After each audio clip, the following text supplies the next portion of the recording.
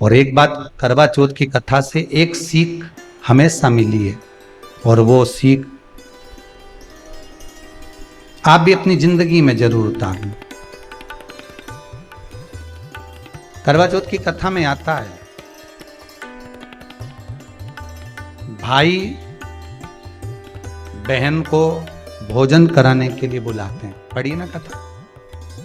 उस दिन भाभियों का भी करवा चौथ का व्रत है, सेठानी का भी करवा चौथ का व्रत है, और बेटी का भी करवा चौथ का व्रत। पर भाई जब भोजन करने बैठे तो बहन को आवाज लगाई, आजा जीजी भोजन कर ले।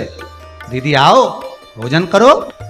दीदी ने कहा नहीं, आज मेरा व्रत है, जब तक चांद नहीं देखूंगी तब तक मैं व्रत नहीं छोड़ सकती।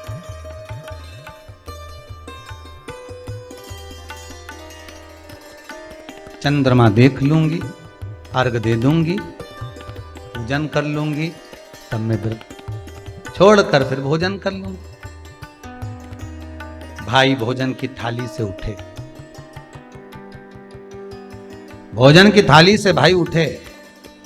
सबने विचार कर लिया, एक काम करो, जीजी भोजन नहीं कर रही है, दूर जाकर वहां आग लगाओ, टेकरी के ऊपर आग लगाना, एक चलनी इतनी बड़ी ले जाओ, उस चलनी को दिखाना आग में।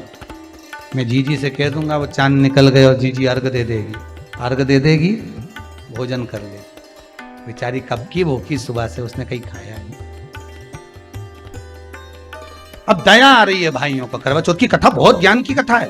कभी माताएं तो आप तो पढ़ती होगी, वो चलनी में मुंडा देखने से पहले तो पढ़ी जाए, उसके बाद मुंडा देखा जाए, उसके बाद मुंह देखे चलनी में, ने तिलक करे, ने फिर आरती उतारे। ये तो सब बात का छत के ऊपर का सारा प्रोसेस बात का, पर नीचे तो जो तुम पूजन करो तो उस समय पे किताब पढ़ने पड़े, और उसमें लिखा ने भाई उनके दया आ गई, दया आई तो बहन के खाना खिलाने के लिए ने चलनी में वो आग जलाकर दिखा दी।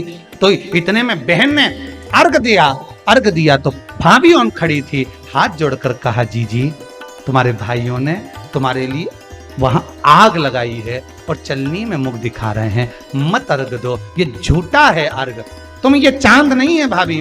जीजी मानो तो ननंद को समझाया, पर प्रेम इतना ज्यादा था भाई बहन का, सुनी नहीं।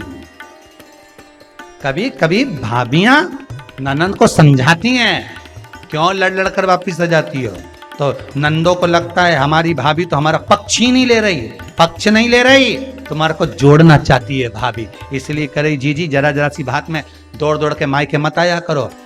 भाभियों को ननंद बुरी नहीं लगती, पर कभी कभी जब वो बोलती है तो तुम्हारा घर जोड़ने की बात करती है, तोड़ने की नहीं। पर हमको लगता है कि भाभी तो हमसे जलती है, हमको तो कह रही कि वहीं पड़े रहो, भरे जूता खाओ, कुछ भी करो, पड़े रहो। और शास्त्र भी तो कह रहा है कि किस्मत में अगर सुख लिखा है तो सुख मिलेगा, और किस्मत में दुख लिखा है तो दुख मिलेगा।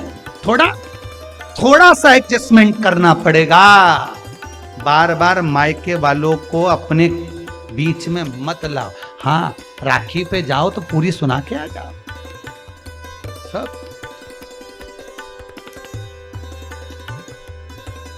अब कथा कर रही है, भाभियों समझा रही है ननंद को। करवा चौथ की कथा में लिखा है, आप लोग कहोगे कि सियोर वाला महाराज कहां से बोल रहा है, तो करवा चौथ की कथा में से पढ़ लेना। भाभी ने समझाया, मत करो पूजन, ये गलत है। नहीं मानी, तुम तो हमारा अहित चाहती हो। कर दिया पूजन, अर्घ भी दे दिया, जाके भोजन कर लिया। सब तरह से गणेश जी का अपमान हो गया, बर्बाद कर दिया भगवान। रोने लगी, बिलखने लगी। पूछा, अब मां के गले लगकर रो रही थी सेठानी के मां, बर्बाद हो गई, सब कुछ नष्ट हो। मां की आंख में आंसू थे। गलती क्या हुई है कुछ मालूम है? मुझे लगता है कि पिछले वर्ष जो करवा चौथ पर पूजन करी थी तो भाइयों ने आग जला दी थी, ये भाभियों ने कहा था। तो सास बोली, तेरी भाभियों ने तुझे पहले नहीं बताया? नहीं मां, मैं अर्घ दे रही थी तभी भाभियों ने कह दिया था कि यह चांद नहीं, तुम्हारे भाइयों ने तुम्हें भोजन कराने के लिए चलनी में अग्नि दिखाई। तो बेटी गलती तो तेरी है ना।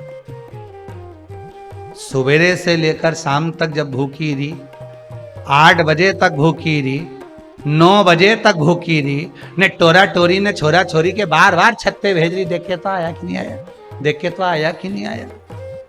व्रत तूने अपमान कर दिया गणेश जी का। ऐसा पिछली बार गलती हो गई मुझसे, वो गलती कैसे स्वीकारूं मैं, कैसे कैसे सुधारूं मैं, कैसे गलती को संवारूं। गलती को सुधारने के लिए मट्टी के करवे के साथ में शक्कर का करवा रखा जाता है। ध्यान दीजिएगा, शक्कर का करवा जानते हो, वो मीठा जो करवा होता है, मीठा जो करवा होता है वो कब प्रयोग में करा जाता है? या तो पहली बार करवा चौथ का व्रत उठाते हैं उस समय पर, या फिर उद्यापन के समय पर, या फिर कोई गलती हमसे हो गई तो मिठाई का जो शक्कर का, शुगर का जो करवा होता है उसको भरा जाता है कि मेरे से पिछले वर्ष जो गलती हो गई, क्या गलती हो गई भगवान, बस उस गलती को संवारने के लिए उसको भर दिया जाता है। मिलता है बाजार में, आपने देखा कि नहीं देखा वो पता नहीं, पर मार्केट में आता है शक्कर का करवा, शुगर का करवा, तो भरा जाता। गलती भाइयों ने भी कर दी, कभी कभी हमारी सहानुभूति, कभी कभी हम दूसरे को समझाने के चक्कर में अपना तत्व दिखाने के लिए गलती कर जाते हैं, अपना तत्व दिखाने के। 16 सोमवार का उद्यापन कब होता है? प्रदोष काल में, शाम के समय।